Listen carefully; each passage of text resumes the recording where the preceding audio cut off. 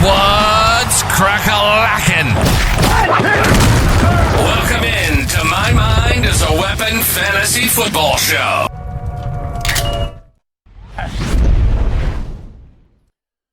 Welcome into another episode of My Mind is a Weapon Fantasy Football Podcast. I am your host, Sleazebomb. Today, yes, we are going to be covering my top 10 defenses and top 10 kickers heading into the 2025 fantasy football season. Some leagues, of course, still have kickers and defenses in them. I play in a couple still myself as well. So this is going to be relevant to your fantasy football season. Before we dive into it, make sure you smash that like and subscribe. All the support's appreciated. If you guys want to dominate your fantasy football leagues, our premium Discord, the Guys FF, is up. It will be in the description. It will be pinned in the comments as well. Me and my partner, Big Draft Energy, we cover everything fantasy football across the board. Content, live chat, trade talk, Dynasty Rankings, ReDraft Top 200, all Dynasty player values, trades to go for, pick'ems, DFS plays, Big Draft Energy's best ball strategy guides and rankings, one-on-ones, roster reviews, and a possibility chance to draft with you depending on what tier you purchase, $5, $10, $20 tiers. We just hit 100 members as well. It is absolutely growing. I cannot thank you guys enough. And we got to throw out the sponsor as well, Drafters Fantasy Sports. If you guys sign up using promo code SLEAZY, we'll match your deposit up to $100. You can do best ball drafts with us all season long. Our pick'ems, everything, DFS is all going to be on Drafters as well, guys. Now, let's dive into my top 10 kickers and top 10 defenses for 2025. The channel, this is my board, but it's going to be different if you watch my other videos. My QB, running back, wide receiver, tight end rankings, all those are out if you want to check those guys out as previous videos as well. Now I'm going to use the baller tier at the top just for the top 5, tier 1 for the top 10, and then we'll skip tier 2 and 3, exit those out, and at the bottom will be my top 10 defenses, started with tier 4 and tier 5. I didn't make a new chart for it. I need to do it, but we're going to use this one for now. Now, when we're looking at our top 10 kickers that we're going into, what do I look for in kickers? So I'm looking for high-powered offenses. I'm looking for dome games. I'm looking for teams that control time of possession and teams that have a good defense to get their ball back, to get more opportunities on offense and implied total points on the season as well. All of these come into factor with the kicker that you're looking for. Now, number one, this should be plain and simple no matter what. I've seen this guy drafted even in the 9th, 10th round. Brandon Aubrey, the Cowboys offense is going to have to score at will. We don't even know the Micah Parsons situation on the defensive side as well. Their running game is going to be kind of anemic. They're going to have to pass heavy, and their division is very, very tough. They're going to have to score tons of points. And this guy can line it up from 60, 70. I want to see him kick a 70-yarder this year like Cam Little did. We'll get to Cam Little here in a little bit. I love Cam Little this year. And coming into number 2 here is going to be Cameron Dicker, the kicker, man. You saw in the preseason already, and that's just the preseason. This guy is so goddamn accurate. It's crazy. The Chargers are going to be time of possession control in a hardball run system. Their defense is very good. They play in a very tough division, grind it out against good defenses as well, including the Broncos and the Chiefs. So they're going to have really, really close games where field goals are going to come in, and this guy is going to light it up this season. He is my kicker number 2. Coming in at number 3, speaking of the domes, the Houston Texans play in a dome this season. Their defense is going to be astronomical. We'll get to that defense here in a little bit. And Kai Fairbairn can kick from 50, 55, 57. The Texans will let it rip from anywhere. Their offense is going to be back a little better this season than last season, and C.J. Stroud should have a bounce-back year. And you have to look at their run game. Their run game is going to be very, very bad with Joe Mixon out, and however it's going to look with Nick Chubb. And they're going to have to score at will. They're going to have to score. Not every time they get the ball, they're going to need to score in this. It feels like in this offense. And when you're in a dome and you have all the weapons around them of Nico Collins, Jaden Higgins, Jalen Noel, Dalton Schultz, you could say, not that much of a weapon, but he's out there. I like Kai Fairbairn a ton this year at kicker number 3.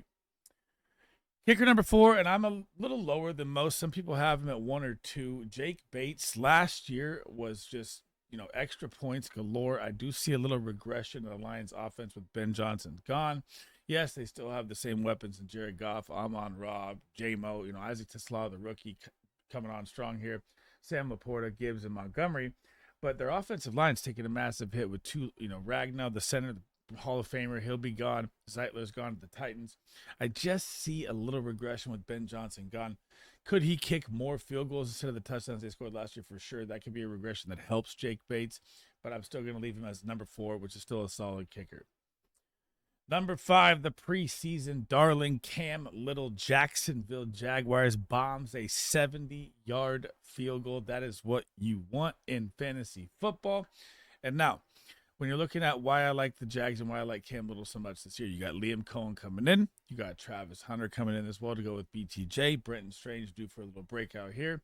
Their running back room, up for debate who's going to be the guy.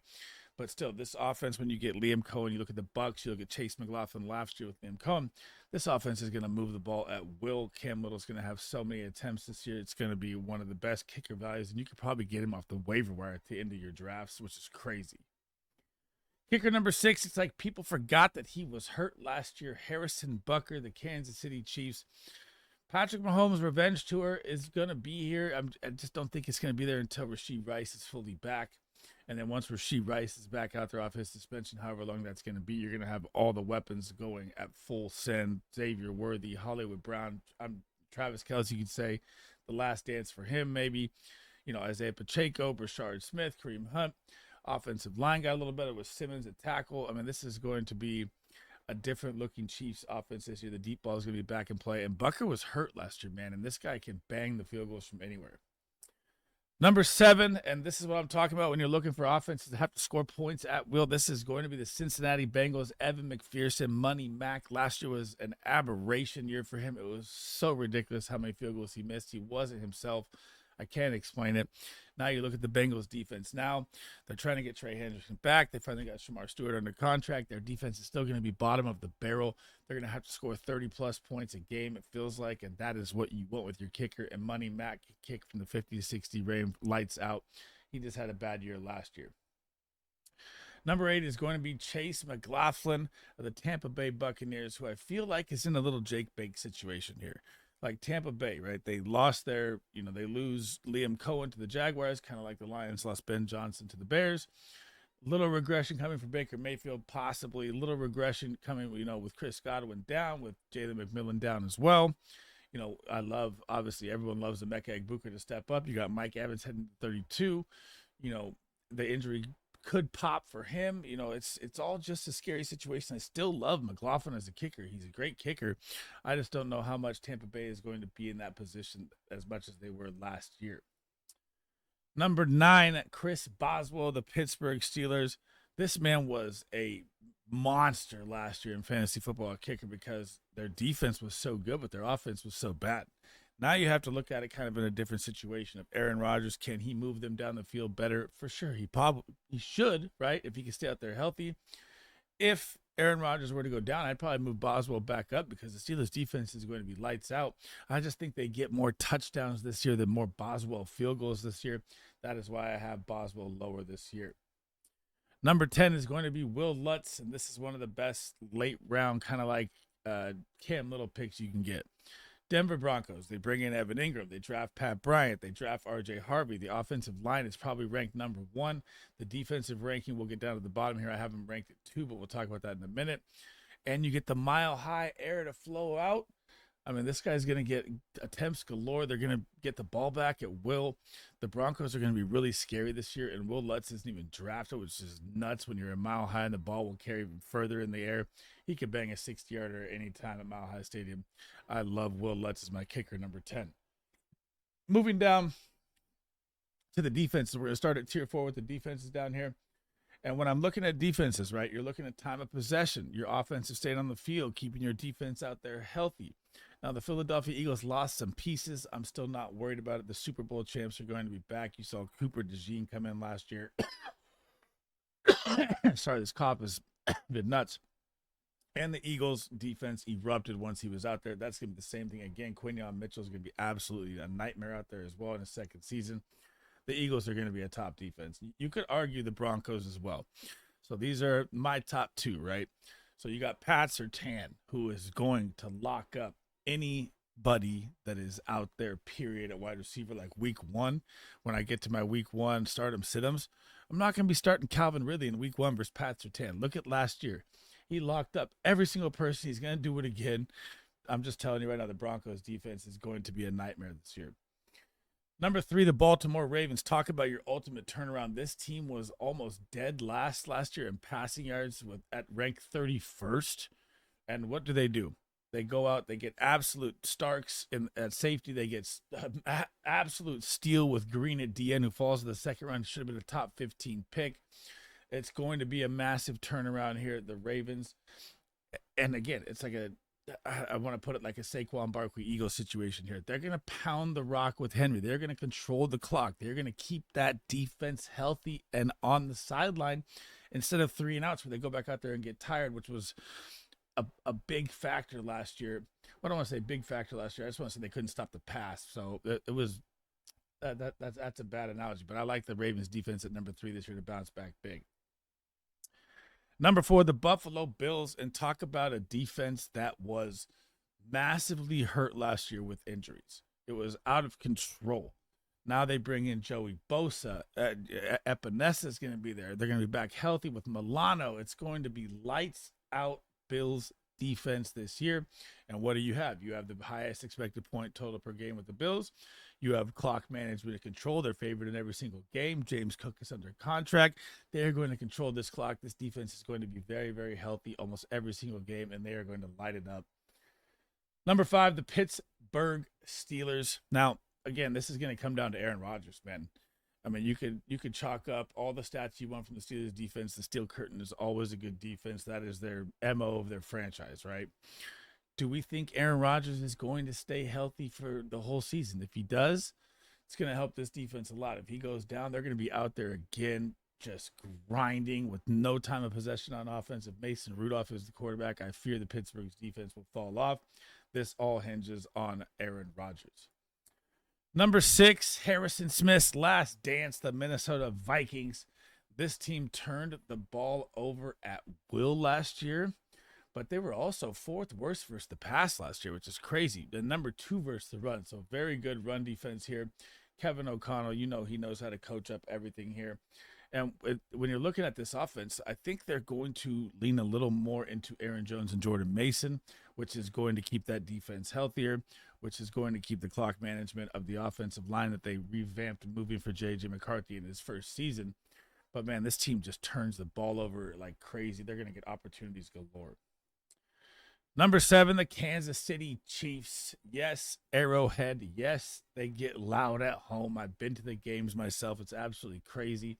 They're going to be back. They have one of the best DNs in the league. He is a game wrecker. And they're going to play ground and pound, pass, control the clock football.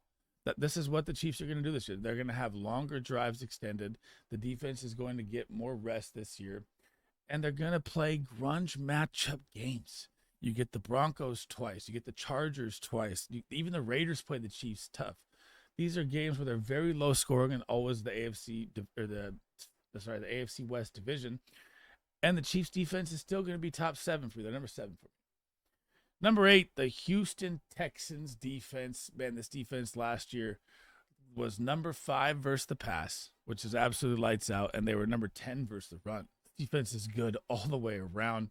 They are going to be the same thing this year. Will Anderson Jr. is going to wreak havoc on the offensive line.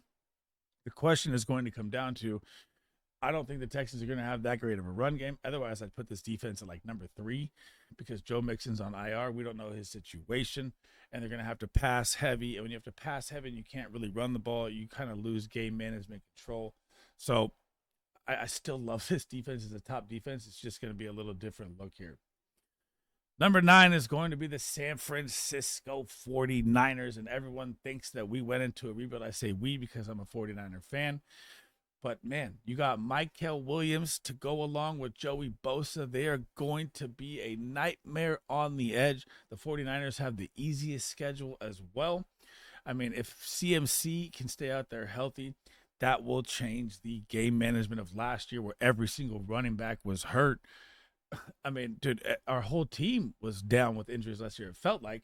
And now we're kind of looking at a wide receiver situation where we got Juan Jennings down. You got Ayuk down for 6 weeks, but you still got Fred Warner leading the charge in the middle. probably one of the top 5 linebackers of all time in NFL history. That's the leader you want. It's not going to be much of a rebuild with Robert Saleh back at DC. I think the 49ers are going to be a legit pick on defense this year. I have them at number 9. And number 10, man, the Legion of Boom might be back. And when you're Seattle, you know you get the 12th man at home. You get the whole crowd to go wild. They're super young last year. They've gotten even better this year. They get a little NFL experience tied to it. Their corners are going to be absolutely lights out. But the question is going to be here, how does this offensive line hold up with Sam Darnold? And how much does Clint Kubiak trying to control the clock with his run game when their offensive line ranks 30th and Sam Darnold's your quarterback? That's the only scary part for the Seattle is how much this defense is going to be out there on the field instead of, getting a little rest instead. But I like Seattle as my number 10 defense on the year.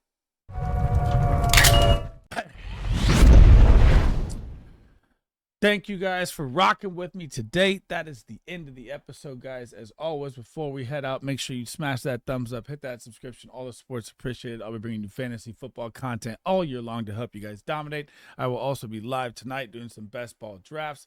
My next video is coming up with my QB, running back, wide receiver, tight end sleepers to target late in your drafts. The drafts that still are there upcoming this weekend. And remember, guys, if you guys want to join the Discord and you haven't signed up on drafters.com, make sure you use promo code SLEAZE. I will catch you guys in the next one. That is it for me, guys. Sleazebomb out.